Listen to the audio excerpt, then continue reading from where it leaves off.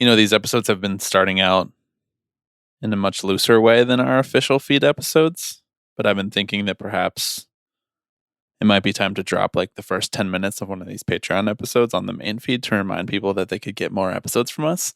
There you go. Doing some marketing, just doing a little bit of podcast promotion. That's good. That's what you're here for. That's what I'm here for? Yeah. You're our marketing manager, right? Do I have any other responsibilities, or I'm just here to market? I think it's just that, right? Everything is marketing these days. Speaking of that, I was going to start today's episode out with a question the way that I do in the main feed, so that when the main feed listeners hear It's been a while. it's not a culture shock for them. So my question, it has nothing to do with baseball, which is good. My question is, if you had to write a Steve Albini like screed against something in modern life, what would you put in your crosshairs? And I'll remind you of your rights here. We are on the Patreon feed, right? And if you'd like me to not drop this part on the main feed, you can exercise those rights. I mean, I have to give Albini credit because things have gotten... Because he's an Italian American. Because things have gotten markedly worse in like the 30 years since he first started like... Writing screeds. Yes. I think it's easier for us today. There's just more... There are more targets. Yeah. Some might say that these episodes week to week feel sometimes like screeds. like screeds. I don't even know where to begin. You're asking me like look at the entire world, pick an ill, then tear into it. Fast fashion. Oh, that's good. Big oil. Okay. Now you'd like to write a letter in support of big oil, is what you're saying? Yeah, I think the movement has gone too far. Today on the big picture, I don't remember how it came up. I mean, probably had something to do with There Will Be Blood. But Sean asked Chris if there's anybody who makes their money as an oil man anymore. And I was like, boy, do I have the podcast for you. Like half of Major League owners have made their money via oil. Well, like those companies still exist. Right. Like, I guess it depends on what your definition is like of oil man. Yeah. Well, let's be honest, though. They're so much less tied to a person than they used to be. Yeah. It's because Standard Oil used to be so tied to John Rockefeller. Right? He was the Standard Oil guy, right? Yeah. And then it got split up into 15 other companies that are all basically the size that Standard Oil was then, but they're like Exxon Mobil, and they've all merged with each other 4 different times. It's funny that like Standard Oil got split as an antitrust thing. And then it also like some of those subsidiaries ended up merging with other oil companies. Right. It's like, I thought we just did this. I thought we split you up for a reason. I'm going back through my notes app because I usually have screeds in here. You just put screeds in the notes app? Well, I'll put thoughts. It's like the seeds of screeds. That's amazing. You're really doing the work. Can we sell access to your notes app? By the way, I did sign you up to do some Jordan Peterson impersonations on today's episode of the Patreon. I did see that. You are so secretly good at doing stuff like this.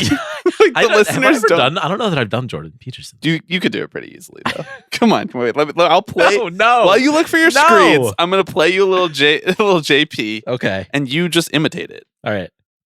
No, you know what? I can't do this. The man is always just sitting in an empty room. He's always goddamn woke moralists. We're coming for you. It's what they want. It's a byproduct. Sorry, I was too low. Such thing as hell. It's like, have it your way, buddy. Can't you just, call the poor victims what they want? It's a byproduct of neural activity. It's why isn't your solar plexus conscious then? You can't have a wood-burning fireplace. It's like, so what are these bloody... Is there another host on this show, or is he just... Oh my... I think he's a guest. We have to act like there's an emergency. We have to lock everything down. We have kind of funny because he's doing an impersonation of me right now. So I can be seen to be the savior of the planet. You have to use pronouns. It's like, fuck you, buddy. Seriously. And you think... He's always podcasting with his eyes closed, which is exactly like you. You're never making eye contact with me. You always have your eyes closed. Mm-hmm. It's like you don't want to see me. Yeah. You prefer to podcast as though I'm your imaginary friend. I do. Well, it helps me get in the zone a little bit. I imagine I'm in an empty room and you're the sort of omnipresent voice that's echoing in, and I'm having a conversation. Right. What if I told you that was the truth? Would that throw you off? Okay, here's your chance for the Jordan Peterson to really reel in some subscribers. What are we talking about? Am I just like you have to do the whole welcoming like them to tipping pitches? you have to. Well, sure, that'd be great. You could do the whole pronouns thing. Fuck you, buddy. See, you do a great job. Back to your screed subjects. I'm really light on screeds recently. The thing about my notes app is that it's also just my planning doc for tipping pitches. So it's like throughout the week, I'll just write down ideas. Yeah, me too. And then by the time we record, I consolidate that into a new note that is just a list of topics. I have about 17 different documents titled 3 Up, 3 Down. Yeah, that's good. Because I'm always like, I can't find the last one. It's like, it's just faster to start a new one. Everybody was really happy with your use of the phrase "rizzed up" on this past week's episode. And you said that I used it in a way that Donald people popularly use it. Right, he rizzed up his jingoism. Right, that's what you said. I know, and I thought that was some of your best work. I think so too. I felt good about that coming out of the episode. I thought about the fact that I'd said that, and I was like, that was the correct thing to say. You could ask me to edit stuff out if you want me to. That would not be authentic to who we are. You don't edit anything out. So true, actually. Great point. This is essentially a live radio show. That's the experience that you're signing up for. I just have like my shirt size written down in case I forget. You don't know your shirt size already? Well, like the you call it like on a dress shirt, Oh. Okay, why? In case I need it. I could read that. Alex Baisley's shirt. I see. I'm not like wispy and whiny enough. Right. Also, Canadian is a tough accent. It is. It's a tough accent. That's the reason that you can't sound like Jordan Peterson. No other reason. He was also wearing like a blazer with some like cartoons drawn on it, I think, or like potentially like the Sistine Chapel. I don't really know. I'm going to go back to it. I'm going to consult the tape. Yeah. Yeah, it appears to be some sort of Renaissance painting on here. Good or bad fit? Oh, remarkable. See, I could watch Jordan Peterson videos with the sound off. I could purely watch his facial expressions. I mean, you and I have a long history of watching controversial figures on YouTube for entertainment. Just like hundreds of hours spent in the Alex Jones mines. Maybe not hundreds of hours. If you wonder why we're like this, you have to know your enemy. I want to watch it over and over. I know, it's really good. It's really good. So these bloody nature worshippers. Oh my! Everything's coming to an end. We have to act like there's an emergency. We have to lock everything down. We have to take everything from everyone. Can you say everything's coming to an end at the end of every episode? Yes, I will. We have to end the episode. See, I'm just letting you do it. I'm sitting here vamping until you feel obligated to fill the space with your own Jordan Peterson impression. Me every time we go to the Mets go to Edwin Diaz. Everything's coming to an end. We have to lock everything down. Lock everything. That was good. Thank you. Have it your way, buddy.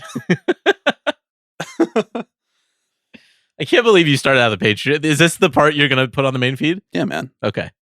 What else is going to get people to sign up? I guess this is the truest representation of what this hour is usually like. It's either this or put it all on YouTube, apparently.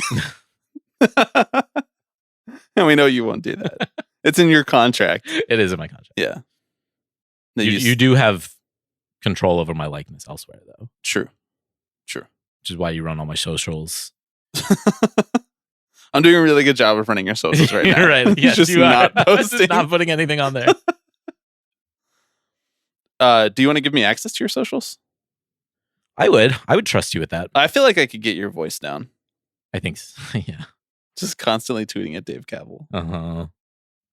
Speaking of Dave Cavill or the A's, when is one of those two things going to happen and check off our bingo card? One of the A's mentions going to come back on, even if accidentally. Mm-hmm. When is Dave Cavill going to tender his resignation? Well, unfortunately with the tweets is like it happened in the in spring training, Right. And so something tells me they're going to be extra cautious. Yeah, like now their going guard is forward. up. Right, exactly. Yeah. Oh no, we have to lock everything down. I'm just doing I'm not really doing Jordan Peterson. It's like I'm sort of doing the Muffin Man. right. little Mickey Mouse. Or no, sprinkled in sorry, there. rather the gingerbread man from Shrek. That's kind of the Yes. impression that I'm doing. Oh Right. no. Gingerbread Man, who does frequently discuss The Muffin Man. Right. The Muffin Man in this case is wokeness. And where does he live? Drury Lane. Is it what is it? Drury? Drury? Like Brandon Drury. Okay. I think. Google that. Remarkable content. That might not help you though, because Google these days are powered by AI. Wow, you still use Google? Like a Rube? Sorry, Bing it. Did you see that Google rolled out their new Yeah, it's so funny. the web search function where it's like if you don't want any of the garbage junk that we're serving up for you, we will serve you websites, like text-based websites. I had my sister was trying to explain to me some sort of meme the other day, because here's the thing that happens. My sister, who's 4.5 years older than me, she's 32, turning 33 in August. She is a therapist. She works at a college. So she works with a lot of teenagers, basically, Gen Z, younger adults. And they're always trying to explain memes to her, or they're always making reference to memes. And so she comes to me asking me to explain the meme in further depth. And I just don't know it. Right. So then it's like just kind of two idiots trying to figure out, just rubbing our one brain cell together, rubbing our one Gen Z brain cell together. Right. Feels a lot like this episode. Well, it'd be really great if you were there, because you're sort of my internet consigliere. Right. But she was trying to explain to me some streamer, some Twitch streamer meme or something like that. She's like, they're always yelling Tuesday at me. They're just saying Tuesday at me. And I'm like, I don't know what that is. It sounds like you need medical attention the way that you're trying to describe this to me. Uh-huh. So I went to Instagram. She went to Instagram to try to find it for me. And I went there. And as you know now, in the Instagram search bar, you can use Meta AI to have it try to explain it to you. And I asked Meta AI, I was like, what is this meme? And it responded, and it kind of got it right. And they were like, and then Meta AI at the end was like, I can provide you with a link to an article explaining what this is, or like showing you the original video or something like that. And I said, okay, thanks. Give me the link. And then it responded and was like, I can't find the link. And I was like, you just said you had it. You did the hard part, and then the easy part, which is just returning a search of links, which is what we've been able to do with search on the internet And then since you lost them. 1999. Where did they go? And they were like, I can't do that. And I responded, and I was like, you're useless. And then it apologized. Oh. No, don't do that. Oh. No, don't do that. Don't do that. This is Mark Zuckerberg in the machine that we're talking about here. Okay, but have you considered that it's a whole new ballgame with AI? Not only have I considered that. It is literally on the screen every time we record. When I close my eyes, that's what I see. Mm-hmm. It's really brutal. Like, do you want to do 3 up, 3 down now? Now that you've avoided my question about the screed, you've avoided my intention to have you do Jordan Peterson voice. Mm-hmm. You've avoided figuring out where the Muffin Man lives. Oh, you're just sorry. I can confirm it's Drury Lane. Brandon Drury Lane. Brandon Drury Lane. I always thought it was like Cherry Lane, because I think that like when I heard that song as a child, what is Drury?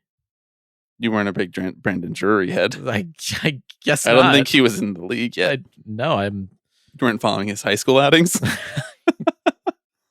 You were tapped in. Should we get into that? Like ranking high school baseball prospects? I think we have enough people out there doing that. Yeah. What do you think? Not only do we have enough people out there doing that, we have enough people out there who are incredibly defensive about the fact that they do that. Mm-hmm. Yeah. If you bring up a teenager, they're like, well, here's 7 reasons why we kind of have to do it. Someone's got to do it. I like the few, the proud, the prospect rankers. They run towards the sound of cataloging high school player statistics. Do you want to do a podcast? I guess so. That was a good start. Well, as you know, if you're here on the Patreon feed, you are aware of the fact that every Patreon episode, for the most part, is an episode of 3 Up, 3 Down, where we talk about 3 things that brought us joy in the baseball world and 3 things that are, sapping that joy at the same time, so that we always come out with a nice, steady equilibrium every week. Is that how you feel?